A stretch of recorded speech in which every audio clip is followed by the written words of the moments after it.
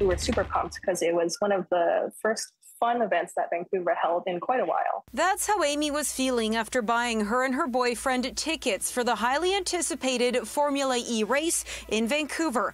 But more than a month after the 3-day event was supposed to happen, she's feeling pretty frustrated. Frustrated about the lack of transparency and response from the organizers. In late April, event organizer One Stop Strategy Group announced the race, which would have seen electric racing cars zooming by Falls Creek, wasn't going ahead this year. Since then, Amy hasn't been able to get the $420 she spent on her tickets back. They've kind of been silent on the refund end. They haven't replied about refunds.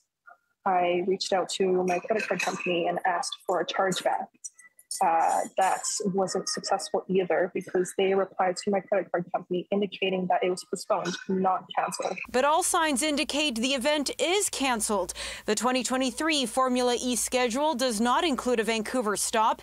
And in a recent statement, the city of Vancouver said Formula E had terminated its contract with One Stop Strategy Group, adding the city has ceased all preparation and planning work with no new applications for a future event received.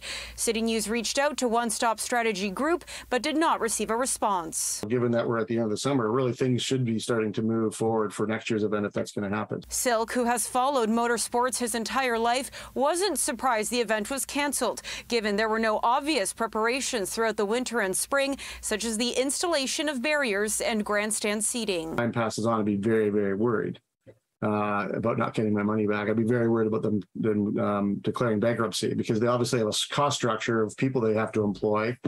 They've got contracts in place, but they haven't received any revenue. The city of Vancouver says it will refund One Stop Strategy Group a $500,000 performance security payment if it's used for financial obligations, such as refunding ticket holders. The city tells City News it's laid out the requirements and conditions to the company, and the next steps in this process are with them.